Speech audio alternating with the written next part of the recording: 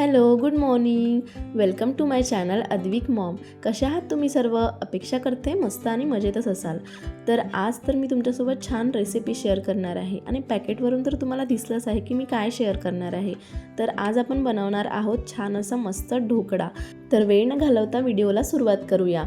तर तुम्ही म्हणाल की आता पॅकेटचा ढोकळा तर सर्वांनाच येतो. हो, येतो, बरोबर आहे तुमचं. आणि आपण घरीसुद्धा ढोकळा बनवतो. बट मला एक शेअर करायचं होतं की हे जे आपण पॅकेट आणतो चितळेचं, तर त्याच्यामध्ये सर्व गोष्टी ऑलरेडी ॲड असतातच. त्याच्यामुळं आपल्याला एक्स्ट्राचं ॲड करायची काही गरज नसते.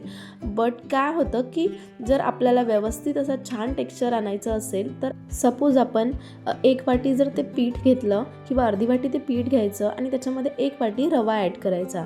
याच्यामुळं काय होतं की एकदम त्याचं छान असं मस्त टेक्स्चर येतं आणि आपल्याला पॅकेट पण जास्त लागत नाही. आणि एका पॅकेटमध्ये बरेचदा आपण ढोकळा बनवू शकतो. आणि त्याच्यामध्ये फक्त थोडं मीठ वगैरे ॲड करायचं आणि बस मिक्स करायचं आणि नॉर्मल असं ते छान पाण्याने भिजवून घ्यायचं. नेक्स्ट टाईम मी तुमच्याशी आपलं जे बेसन असते, बेसन आणि रव्याचा ढोकळा शेअर करणार. तो सुद्धा छान बनतो, बट हा एकदम इन्स्टंट बनतो आणि बिघडत नाही, हे चान्सेस भरपूर असतात. त्याच्यामुळं कोणी पाहुणे जर आपल्या घरी आलं तर आपण इन्स्टंट त्यांना ढोकळा देऊ शकतो. एकदम पटकनही बनतो आणि बिघडतसुद्धा नाही. तर छान पाण्याने मी असं मिक्स करून घेतलं आणि आता इकडे कढईमध्ये पाणी वगैरे गरम करून ठेवलेलं होतं आणि त्याच्यामध्ये जे असं भांडं आहे माझ्याकडे, ते स्पेशली ढोकळ्यासाठीच असं मिळतं.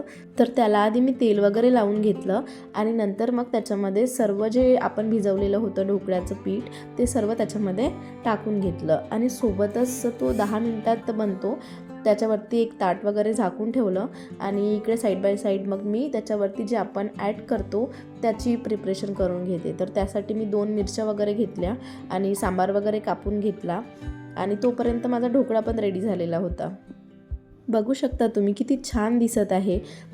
तर मला माहिती आहे मी डायरेक्टली काढून घेतला, बट तुम्हाला जर चेक करायचा असेल झाला की नाही, तर त्याच्यामध्ये चाकू असा ॲड करून बघायचं. चाकूला जर काही लागलं नसेल तर तो झालेला आहे. तर माझा ढोकळा झालेला होता आणि लगेच तो झाला काढायचा नाही. त्याच्यामुळं तो जर आपण तसं केलं तर तो पूर्ण निघत नाही, ब्रेक होतो. त्याच्यामुळं थोडं त्याला थंड होऊ द्यायचं, एकदम थोडं. आणि इकडे सोबत मी प्रिपरेशन करून घेतलेली होती. तर इकडे कढईमध्ये मी थोडं एकदम तेल ॲड केलं, मोहरी आणि जिरे ॲड केलं.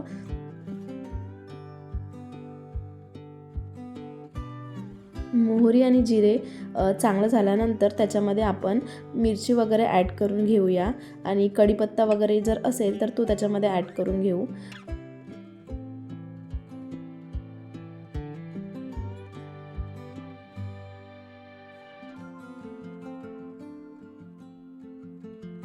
एवढं असेल तरी छान टेस्ट येतेच, पण आपण जर त्याच्यामध्ये तीळ ॲड केली ना तर एकदम छान टेस्ट येते ढोकळ्याला. तर मी याच्यामध्ये थोडे तीळ वगैरे त्याच्यामध्येच टाकून घेतले आणि पटकन त्याच्यावरती झाकण ठेवून ते बस 1-2 सेकंदामध्ये होऊन जातं आणि बंद करून दिला गॅस.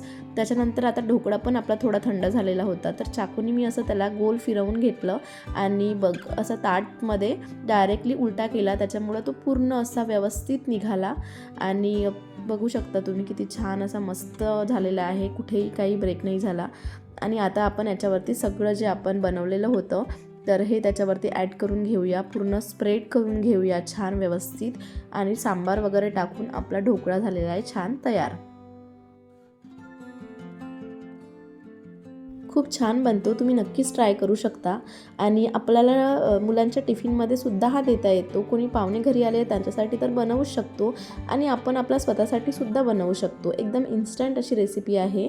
रोज आपल्याला प्रश्न पडतो की मुलांच्या टिफिनमध्ये द्यायचं काय किंवा मग नाश्त्यासाठी बनवायचं काय, तर हा एक उत्तम मेनू आहे.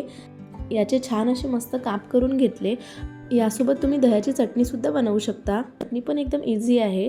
आपण वाटीभर वगैरे दही घेतलं, आता त्याच्यामध्ये जिरं, मोहरी, त्यानंतर थोडं तिखट, थोडी हळद आणि त्याच्यामध्ये साखर, दह्यामध्ये साखर ॲड करायची आणि त्याचा तडका दह्यामध्ये ॲड करायचा. एकदम टेस्टी अशी दह्याची चटणी बनते आणि एकदम छान लागते. ते ढोकळ्यासोबत आपण दह्याची चटणीसुद्धा खाऊ शकतो. आज तर मी बनवलेली नव्हती, बट तुम्ही बनवू शकता. आज मी टोमॅटो सॉससोबतच हा ढोकळा सर्व केलेला होता. तर हा झालेला आहे माझा ढोकळा मस्त असा रेडी. तर आजची रेसिपी तुम्हाला कशी वाटली कमेंट करून नक्की कळवा. व्हिडिओ आवडला असेल तर व्हिडिओला लाईक करा, शेअर करा. चॅनलवरती नवीन असाल तर चॅनलला सबस्क्राईब करा. सो भेटूयात अशा नेक्स्ट इंटरेस्टिंग व्हिडिओमध्ये. तोपर्यंत बाय.